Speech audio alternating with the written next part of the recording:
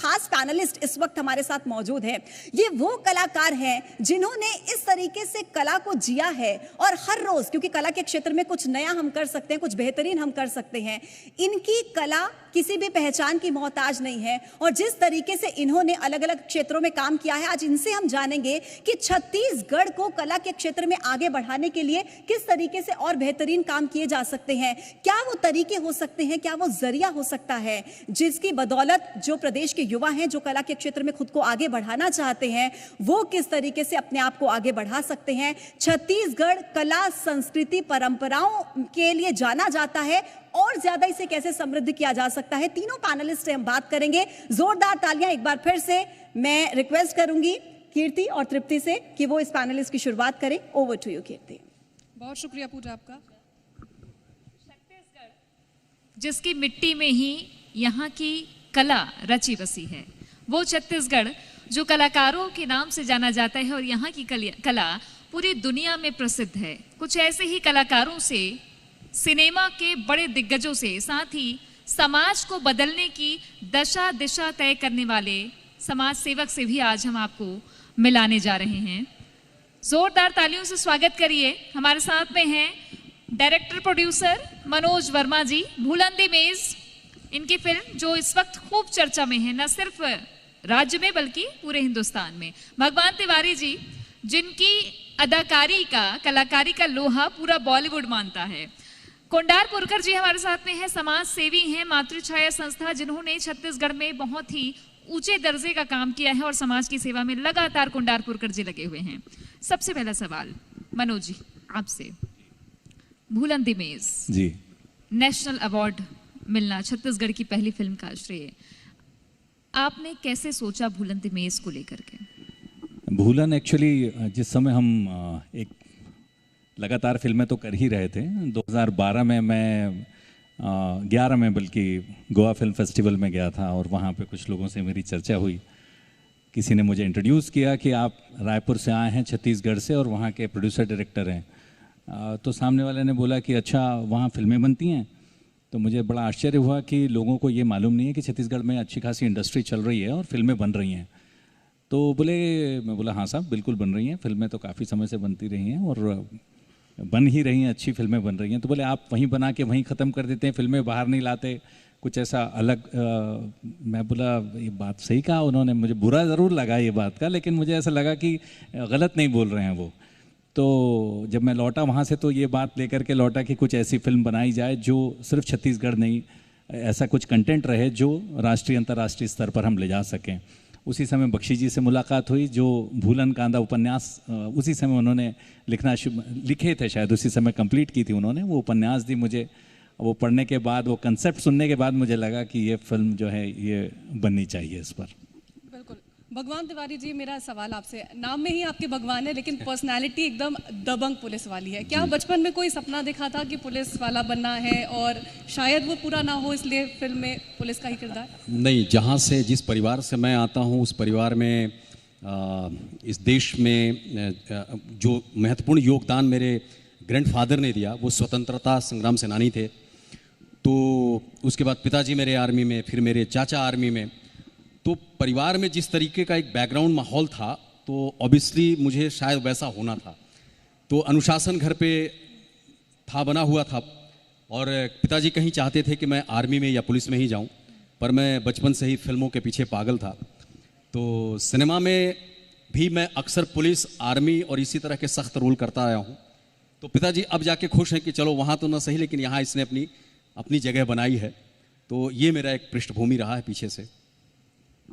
मतलब बचपन से हमने सुना भी है आपको, और बचपन से ही आपको एक्टिंग का शौक था, जिसके लिए आप स्कूल में बंक कर लिया करते थे। बिल्कुल बिल्कुल बिल्कुल बिल्कुल। मतलब मुझे लगता है कि मैं, सिनेमा मेरे लिए वो मैजिकल दुनिया थी। जैसे ये था कि ये कौन सी दुनिया है, कैसे पहुंचते हैं लोग, उसकी जो खोजने की जो जिज्ञासा मेरी थी ना, वो इतनी इंटरेस्टिंग और इतनी लंबी थी कि उसने ही मुझे वहाँ तक पहुँचाया। क्योंकि टीवी के अंदर सबसे बड़ा मेरे लिए सवाल ये था कि इसके अंदर चले कैसे जाते हैं। तो वो जो जिज्ञासा थी ना, वो इतनी प्रबल थी कि मैं कई बार ऐसा होता था कि वीडियो हॉल में जाके टीवी के पीछे डिब्बे को खोल के देखने की कोशिश करता था कि इसमें वो लोग कैसे घुसे होंगे।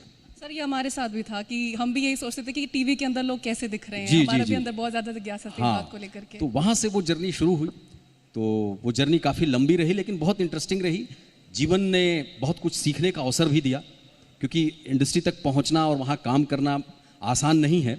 तो जीवन के उतार चढ़ाव और तमाम चीज़ों से गुजरते हुए आज संतोषजनक तरीके से अपना काम कर रहा हूँ। और ये संघर्ष हर कोई जानना चाहेगा, क्यों कीर्ति। बहरहाल मैं चलती हूँ आपके पास कुंडारपुरकर जी। मातृ छाया, नाम में ही ममता और माँ का वात्सल्य, कैसे आपने शुरुआत की, क्या आपका उद्देश्य रहा समाज में बदलाव लाने का? सेवा भाव, माइक थोड़ा सा नजदीक कर लेंगे आप, थोड़ा नजदीक कर। सेवा भाव जो था वो बचपन में से था, परंतु सुप्त अवस्था में था और सर्विस लाइफ में रहा। 1990 में सर्विस से रिटायर हुआ। उसी वक्त से योजना बना लिया था कि मैं कोई ऐसे कार्य में लगूँ, सेवा कार्य में। तो पहला शुरुआत मैंने विकलांग लोगों का बालिका गृह, जब महाराष्ट्र मंडल का अध्यक्ष होते हुए विकलांगों का काम किया। तत्पश्चात विभिन्न कार्यों में रहा। फिर अखिल भारतीय विकलांग परिषद का सलाहकार रहा। फिर भी मुझे ऐसा लगता था मेरे लायक जो काम मेरे को चाहिए वो मिल नहीं रहा है। फिर विचार किया क्या किया जाए, तो उसी में ये हुआ कि 2000 में जब भारत सरकार को ये लगा कि बच्चे जो हैं जो गुम जाते हैं या जिन बच्चों को फेंक दिए जाते हैं, ऐसे बच्चों को उठा के कोई ले जाता है, पॉकेटमारी कराता है, भीख मंगाता है या अन्य देशों में बेच दिए जाते हैं। तब उन्होंने जे एक्ट पास किया 2000 में। उसका इम्प्लीमेंटेशन में समय लगा। 2006 में सबको आह्वान किया भारत सरकार ने, कौन ऐसे कार्य कर सकते हैं। तो हमारी सेवा भारती जो है यह राष्ट्रीय स्तर की सेवा भारती, इसका स्थापना 1978 में हुई। उसके उद्देश्य ये था कि शिक्षा, स्वास्थ्य, स्वावलंबन, संस्कार और सामाजिक न्याय के माध्यम से उपेक्षित समाज की सर्वांगीण विकास करना। वो चलते रहा। इसी बीच में भारत सरकार ने कहा कौन ये काम करेगा, तो सेवा भारती आगे आई कि हम इस बच्चों का रखने का कार्य करेंगे। और फिर 2006 में सेवा मातृ छाया खोलने का रायपुर में लिया है। तो और यह दायित्व तो मुझे ही मिला और मेरे को खुशी थी कि मेरे को मिल गया। 2006 में जब हम प्रारंभ किए तो प्रश्न उठता था कि हमारे पास एक भी पैसा नहीं था, कोई स्थान नहीं था, परंतु स्वामी विवेकानंद जी का यह था कि उठो, जागो और लक्ष्य को प्राप्त करो। उस लक्ष्य को प्राप्त करने के जो दिमाग रहा, तो नतीजा ये हुआ कि दूसरे रोज मैं जब घूमने निकला तो एक विनय कुमार जी लुनिया, उनसे मुलाकात हुई। उनको मैंने ये अपना उद्देश्य बताया तो उन्होंने कहा ठीक है, मैं किराया दूंगा और अपने मातू जी के स्मृति में भवन बना दूंगा। मतलब आपने जो सोच शुरू की थी वो कारवां बढ़ता चला गया, आपको सहयोग भी मिलता चला गया, सहयोग लगातार मिला। जोरदार तालियां बजाइए। आज कुंडारपुरकर जी की उम्र 80 साल है और आज भी वो समाज सेवा के लिए लगातार तत्पर रहते हैं। बिल्कुल। मनोज वर्मा जी, मेरा सवाल आपसे है, भूलन द मेज, ये टाइटल ही जब हम पढ़ते हैं, भूलन का मतलब कि अगर छू भर जाए तो आदमी भूल जाता है। मतलब कि कैसे सोचा, कैसे कि हाँ ये टाइटल होना चाहिए, कहानी कैसे सोची, किस तरह से जोड़ा पूरे समाज से इसको? कहानी जो है ये एक उपन्यास पर आधारित है, भूलन कांदा, जो संजीव बख्शी जी ने लिखी है। भूलन, जैसा आप जान रहे हैं कि एक हमारे यहाँ ऐसा पौधा मिलता है जिस पर पैर पड़ जाए तो आप रास्ता भटक जाते हैं, और तब तक होश में नहीं आते जब तक कोई आके आपको छूता नहीं है। इसका सांकेतिक प्रयोग हमने फिल्म में किया हुआ है कि क्या हमारी जो न्याय व्यवस्था है उसका पैर भूलन पे पड़ गया है और क्या ज़रूरत है उसको छू के जगाने की। तो जिस तरीके से उपन्यास का नाम था भूलन कांदा, उसी तरीके से हमने फिल्म में भूलन नाम रखा, लेकिन द मेज जो है वो चूंकि इस फिल्म को हमने पहले ही टारगेट कर रखा था कि इसको इंटरनेशनली भेजना है, तो जो इंग्लिश सबटाइटल्स तो रहेंगे ही साथ में, लेकिन भूलन से वो समझ पाएंगे कि नहीं, तो इसलिए हमने उसके साथ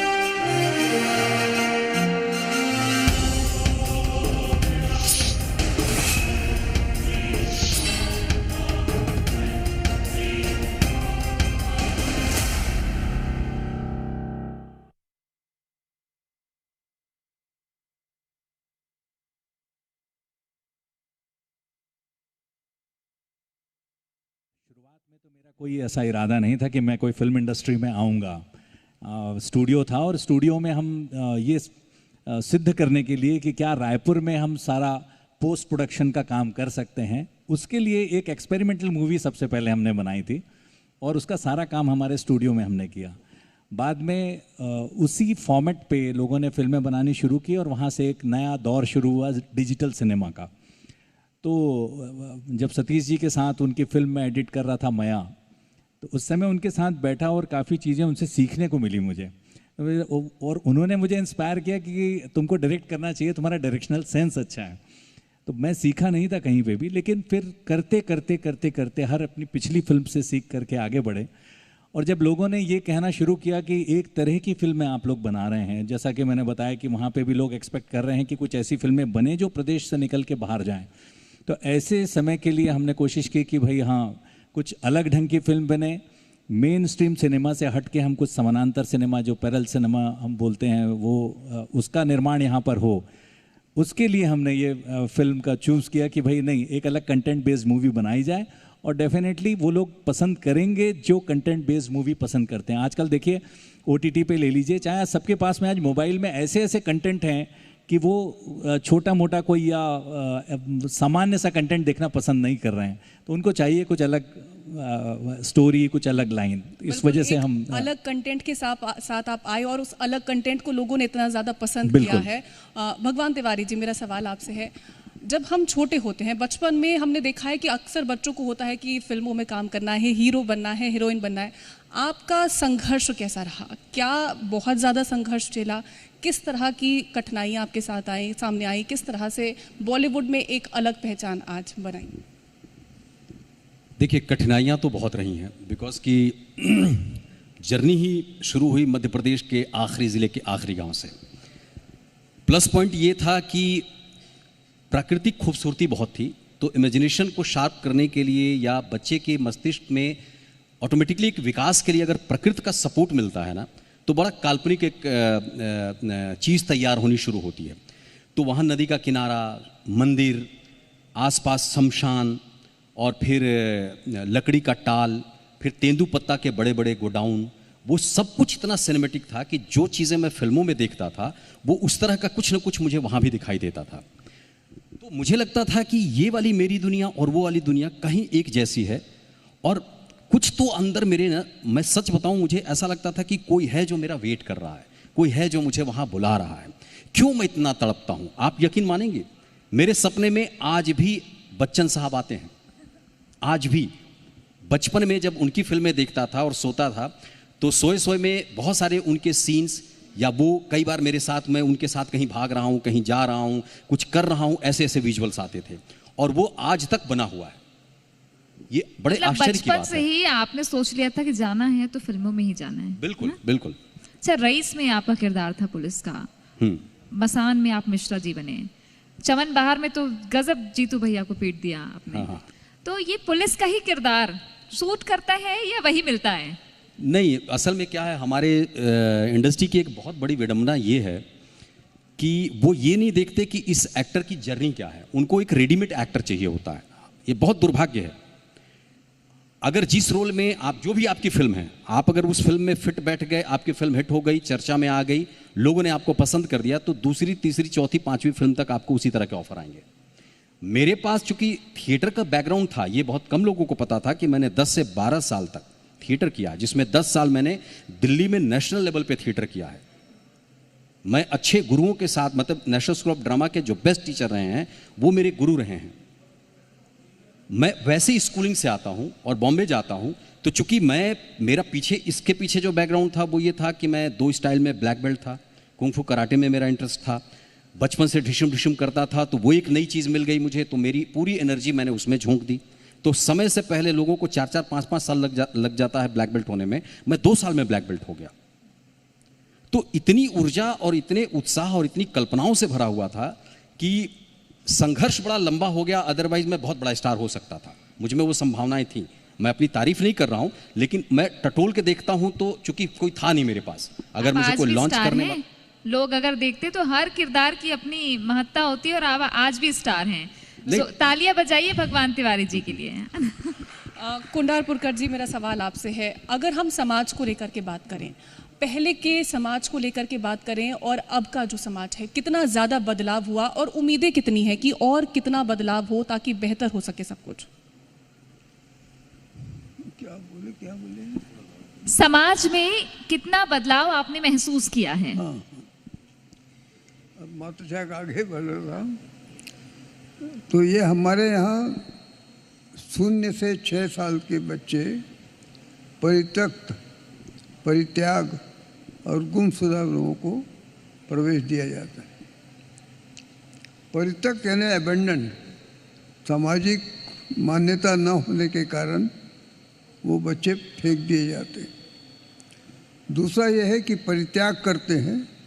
परित्याग का मतलब है कि वो अपने आर्थिक स्थिति कारण या शारीरिक स्थिति कारण बच्चों को पाल नहीं सकते, वो उसको त्याग देते हैं। तीसरा यह है गुमशुदा बच्चे आते हैं। अब ये बच्चे जो हमारे पास हैं, तो इनके लिए दत्तक ग्रहण का हमारा ये नियम है। अब दत्तक ग्रहण में परित्यक्त तो परित्याग बच्चे जाएंगे, गुमशुदा बच्चे उनके जैविक माता पिता को दिया जाता है। ये सब वैधानिक कार्यक्रम। आज तक के हमारे यहाँ 312 बच्चे आ चुके, उसमें से 177 बच्चे दत्तक में चले गए। 41 बच्चे 6 साल के ऊपर हो जाने के बाद उनको शासकीय होम में भेज दिया जाता है और वहाँ से एडॉप्शन करते। और 62 बच्चे गुमशुदा उनके जैविक माता पिता को वापस। अभी हमारे पास 13 बच्चे हैं। बच्चे आते जाते आते, बच्चे 1 दिन का आता है, हमारे यहाँ झूला लगा दिए, 1 दिन का आता है, 5 दिन का आता है। ऐसे बच्चों को अच्छी तरह संभालते हैं। और हमारे यहाँ 14 स्टाफ रखे हैं, उसमें आया दीदी को हम यशोदा मैया कहते हैं और रसोईया को हम अन्नपूर्णा मैया। तो इस तरह से उनका सम्मान भी करते हैं, उनका जन्मदिन उनका भी मनाते हैं, उनकी आरती होता है, क्योंकि वही बच्चों को उतना प्यार देना बहुत कठिन है। ये इतना कठिन विषय है। बाकी आर्थिक स्थिति सब हम लोग संभाल लेते हैं, शासन से एक भी पैसा नहीं लेते, समाज को जोड़ लिया है। हर समाज को लेना चाहिए, संस्था हमारी है। और उसके कारण से आज 1,20,000 प्रति माह हमारा खर्च है, वह बच्चे अपने भाग्य से लाते। ये एक बहुत बड़ी बात है। और कुछ कर गुजरने की इच्छा हो तो कोई भी काम नामुमकिन नहीं होता। आप देखिए कि कुंडारपुरकर जी अपनी टीम के साथ मिलकर उन बच्चों को जिनके माता पिता नहीं हैं या जिनको ऐसे ही छोड़ दिया गया है, उनको माता पिता का सुख दे रहे हैं, एक परिवार उनको दिया जा रहा है। बहुत समाज के लिए एक अच्छी प्रेरणा वाली कहानी आपकी मातृ छाया की। मनोज वर्मा जी, आपकी ओर आते हुए, डायरेक्शन खूब कर लिया आपने, कभी कभी एक्टिंग भी आपकी देखिए, सिंगिंग का भी हुनर आपके अंदर है। हम चाहेंगे कि आप कुछ सुनाएं हमको और बताएं कि ये सिंगिंग का सफर कैसे शुरू हुआ आपका। सिंगिंग ऐसा मैं नॉर्मली शुरुआत वहीं से हुई है एक्चुअली। इस फील्ड में मैं क्लासिकल सीखा पहले, उसके पहले तो ऐसे कॉलेज स्कूल्स में गाता रहा और गाने का ही शौक़ था पहले। तो वो चलता रहा। उसके बाद फिर आकाशवाणी दूरदर्शन का ऑडिशन दिया, वहाँ पास हो गया, तो वहाँ से गीत गज़लें गाता रहा मैं, और वो चलता रहा, बी ग्रेड आर्टिस्ट रहा काफ़ी साल तक।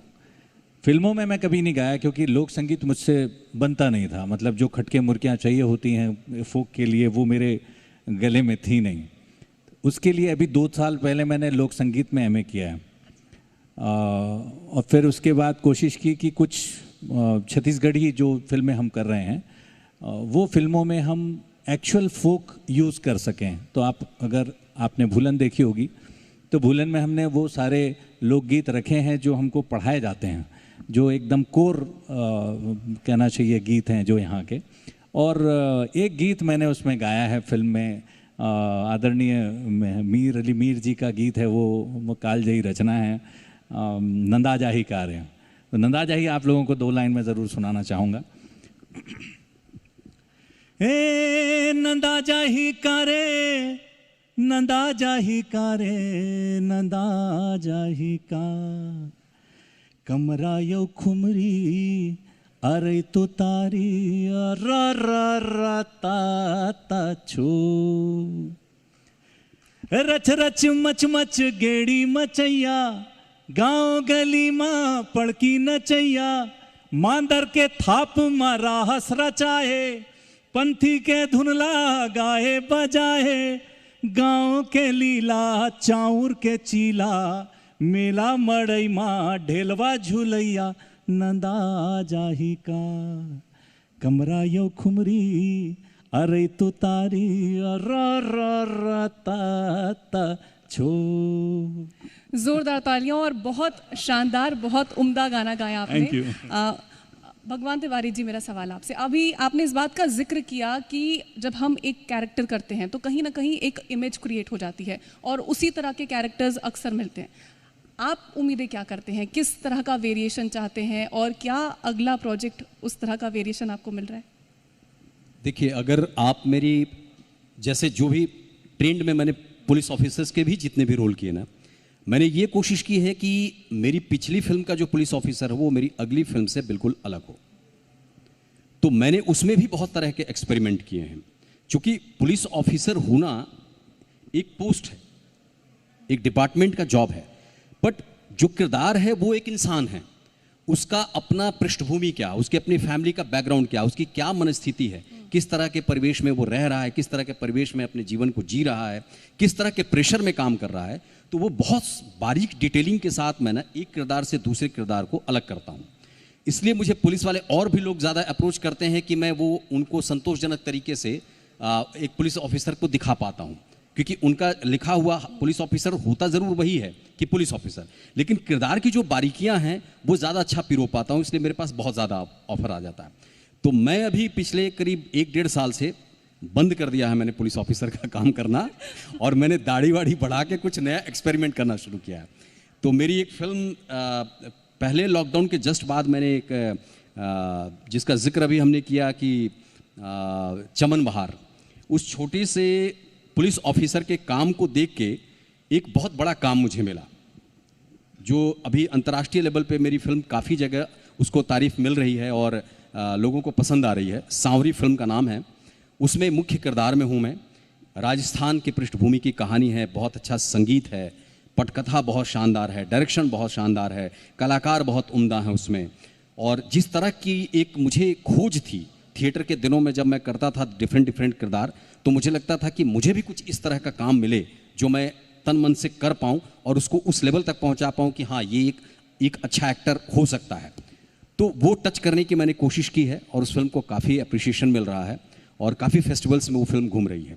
तो अभी मैंने इसीलिए रेगुलर दाढ़ी बढ़ा के थोड़ा पुलिस ऑफिसर से अपने आप को बचा रखा है। थोड़ा बचा रखा है आपने ना, कि अभी आपको सा बनना है, भाई सा, है ना, जो आपने सांवरी में जिस तरीके से किया है ना। कुंडारपुरकर जी, आपकी ओर आ रही हूँ मैं। आपने इतने सारे बच्चों का जिक्र किया, जब बच्चे आपकी संस्था में आते हैं तो कैसा महसूस होता है आपको? चाहे वो 1 दिन का बच्चा हो, चाहे वो छोटा बच्चा हो, कोई कहानी, कोई किस्सा आप बताना चाहेंगे? कितने टाइम हो गए ना, ये 16 साल हो गए हैं। और ये सब वैधानिक रूप से होता है। जिस परिवार को हम देते हैं उस परिवार का गृह अध्ययन भी होता है। गृह अध्ययन के आधार, उसके बाद बच्चा देने के बाद फॉलोअप होता है कि बच्चे को ठीक रखें कि नहीं रखें, और इनका फाइनल एडॉप्शन जो होता है वो कुटुंब न्यायालय से ही होता है। तो इस तरह से इसको करते हैं। हमको पूछा जाता है कि आपको क्या लगता है, क्यों क्या आते हैं, क्यों आते हैं? मैं कहा सबसे बड़ा बात यह है कि हमको संतोष होता है इतने बच्चे अच्छे घरों में गए, अच्छे पर जो यानी यहाँ तक परिस्थिति रहती है, कचड़े में जब डाल देते हैं तो हम उन बच्चों को लाते हैं तो कीड़े मकोड़े बच्चों के लगे रहते हैं, और उन बच्चों को उठा के लाना, फिर हॉस्पिटल ले जाना, उनका ट्रीटमेंट कराना। बच्चे जब अच्छे हो जाते हैं तो हमको भी अच्छा लगता है। मैं 90 साल की आयु है मेरी, 90 साल की उम्र में भी मैं 4 घंटे 5 घंटे वहाँ काम करता हूँ, तो कुछ नहीं, मुझे संतोष लगता है, अच्छा लगता है। बिल्कुल, एक परिवार का मुखिया अगर ये उम्मीद रखे, ये उसके मन में सोच हो कि जो भी बच्चा है वो अपना बच्चा है, कैसे उसकी केयर करनी है, कैसे देखभाल करनी है, वो कोंडारपुरकर जी ने बताया है। मनोज वर्मा जी, आपसे मेरा सवाल है, हमने सुना कि आप राहुल साहू पर मूवी बनाने वाले हैं। 105 घंटे जो उस बच्चे ने उस बोरवेल में गुजारे, उसको कैसे पर्दे पर उतारेंगे, और मैसेज किस तरह का देने की कोशिश आप करेंगे कि एक मैसेज जाए ताकि आगे इस तरह की घटनाएं ना हो, किसी बच्चे को इस तरह की परेशानी ना हो? जी, अभी एक्चुअली रिसर्च वर्क कर रहा हूँ मैं उस पर, और बीच में मैं गया था, पिरहीत गया था, उस जगह का भी मुआयना किया हम लोगों ने, वहाँ लोगों से मिले, कलेक्टर साहब से मुलाकात हुई, उनका वर्जन लिया है मैंने, एसडीएम से मुलाकात हुई, उनसे वर्जन लिया है। मुझे एक चीज़ देखने को मिल रही है कि ओवरऑल एक वहाँ पे कुछ 500 लोग जुटे थे उस बच्चे को बचाने के लिए, जो टीम थी पूरी, 3 तरह की टीम लगी हुई थी, 5-6 प्लान्स थे उस बच्चे को। ऐसा नहीं कि एक आपने चालू कर दिया उसके बाद आप बैठे कि वो अगर फेल हो गया तो फिर दूसरा शुरू करेंगे। एट ए टाइम 4-5 प्लान्स चल रहे हैं, और सारे लोग भिड़े हुए हैं सिर्फ एक बच्चे की जान बचाने के लिए। इसमें कुछ ख़ास बात यह है कि इंडिया में, ऑल ओवर इंडिया में, जिसको जहां पता चला और वो कभी ऐसे ऑपरेशन में शामिल रहा हो, वो आदमी बिना बुलाए अपने जगह से वो उठ करके पिरहित पहुंचा है। उसमें 2 राजस्थानी बंदे हैं, एक तमिलनाडु से आ गया, मतलब जिसको जैसे पता चला, गुजरात से बंदा आया वहाँ से जो रोबोटिक से वो करता था। तो ऐसे सारे लोग भिड़े हुए थे सिर्फ एक बच्चे को बचाने के लिए, एक जान के पीछे इतने लोग। इससे बड़ा मैसेज और मुझे नहीं लगता कि कुछ देने की ज़रूरत है। इसके अलावा जो बोरवेल्स खुले पड़े रहते हैं उसको लेकर के हम कुछ ना कुछ उसमें डालने की ज़रूर कोशिश करेंगे कि कुछ ऐसे नियम होने चाहिए कि आप जब भी खोदते हैं उसको, या क्योंकि 1 महीने पहले ही उन्होंने बनवाया था, उनका खुद का बोरवेल है वो जहाँ पे ये हुआ है, तो कुछ ना कुछ ऐसे नियम जो हैं गवर्नमेंट के वो वहाँ इम्प्लीमेंट होने चाहिए कि भाई आप उसको बंद करके रखें जब तक के कि उसमें आप मशीन ना फिट कर लें, या अगर बंद है तो उसको बंद करवा दें। ऐसा कुछ नियम बनना चाहिए।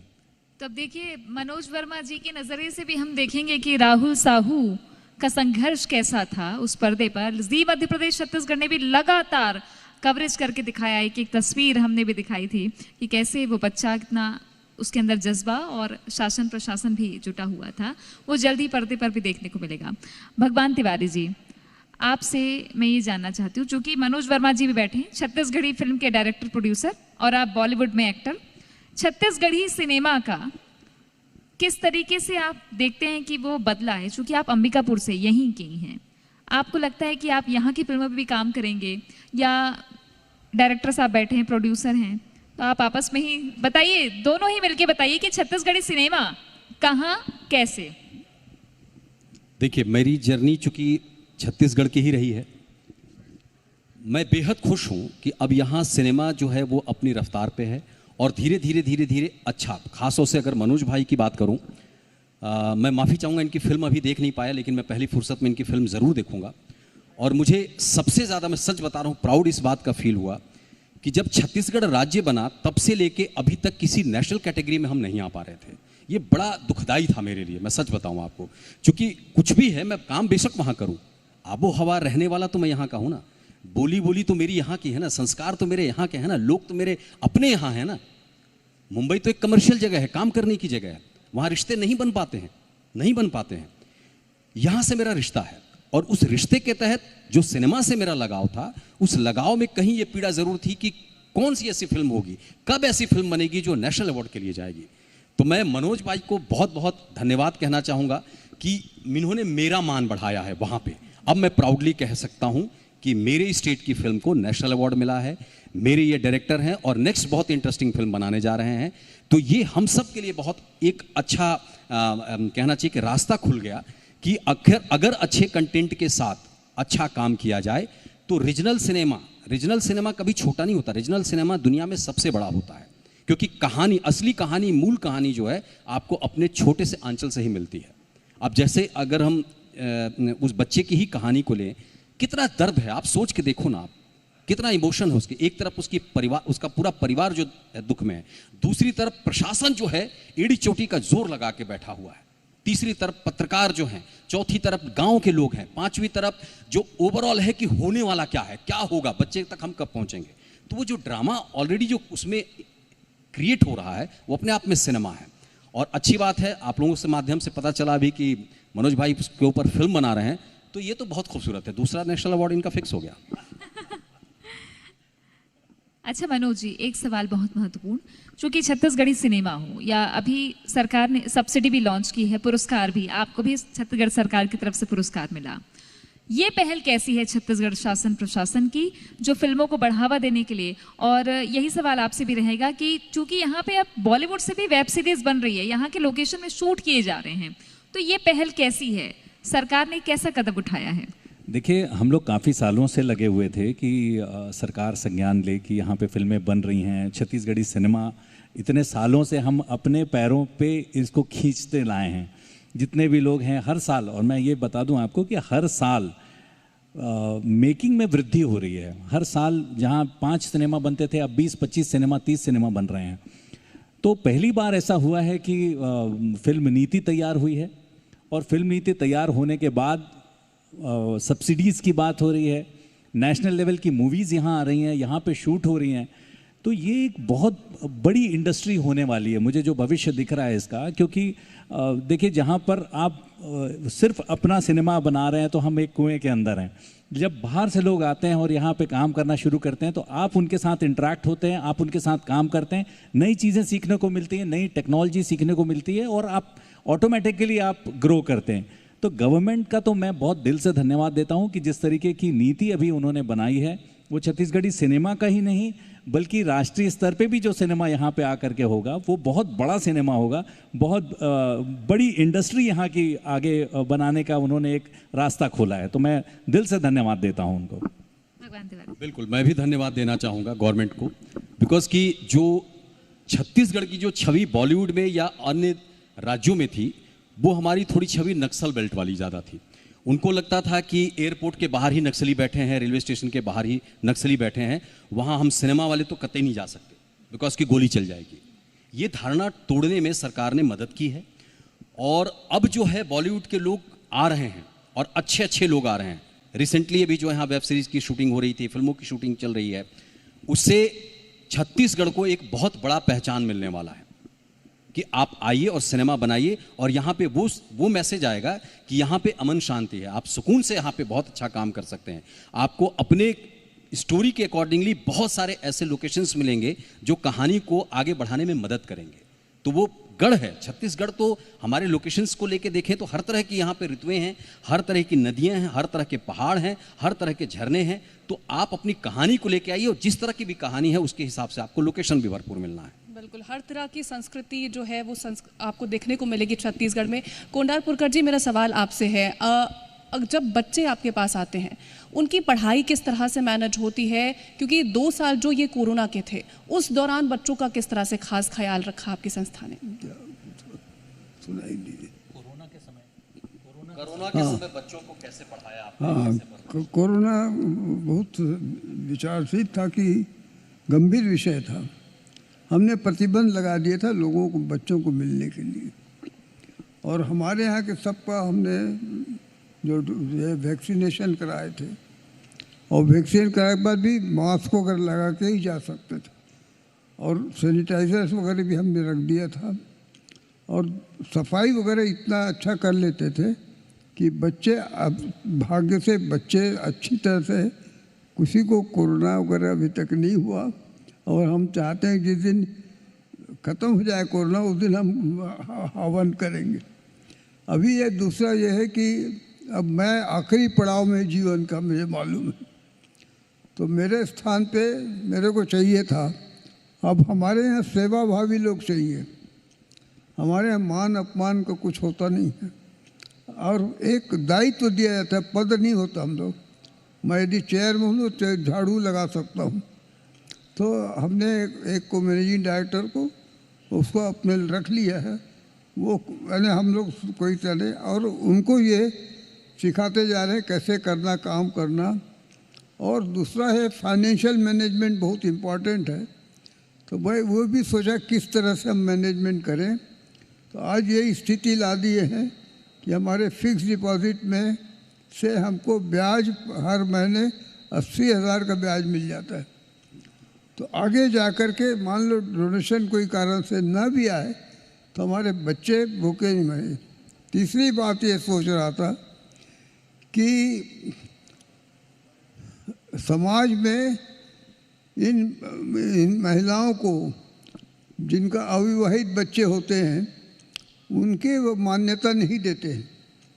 और ये देखिए बड़ी अजीब बात है कि एक विधवा रहती है, उसके भी पति को नहीं जानते, और उसके बच्चे को भी रहा तो उसके साथ विवाह करने को सब तैयार रहते हैं, परंतु एक ने परित्याग किया तो उसको भी तो कोई न कोई पति रहा होगा, भले विवाहित यही था। तो ऐसे बच्चों के लिए लोग, ऐसे महिलाओं शादी करने लगे तो हमारी मातृछाया बंद हो जाएगी।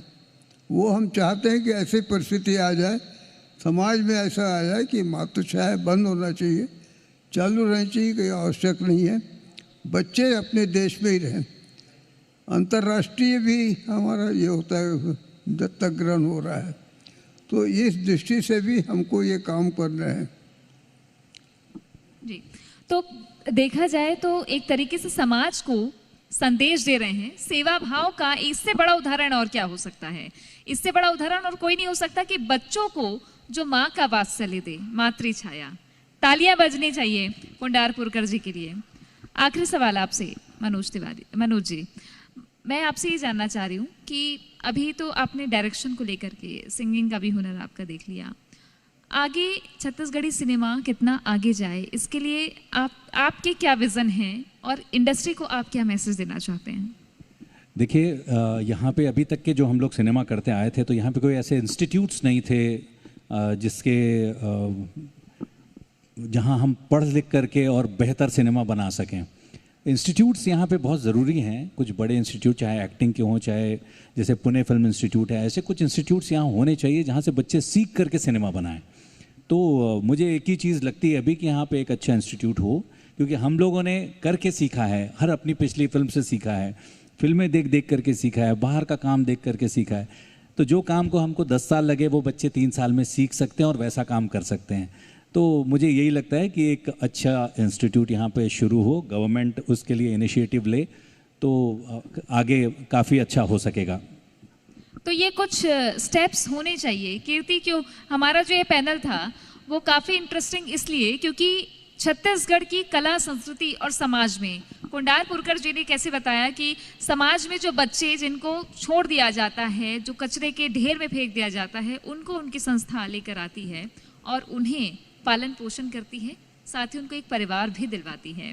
मनोज वर्मा जी, छत्तीसगढ़ी फिल्म इंडस्ट्री के जाने माने डायरेक्टर, नेशनल अवार्ड पाने वाली पहली छत्तीसगढ़ी फिल्म के डायरेक्टर, जिन्होंने बताया है कि किस तरीके से इंडस्ट्री ग्रोथ कर रही है। भगवान तिवारी जी अपने आप में अब एक नई छवि के साथ पर्दे पर उतरेंगे।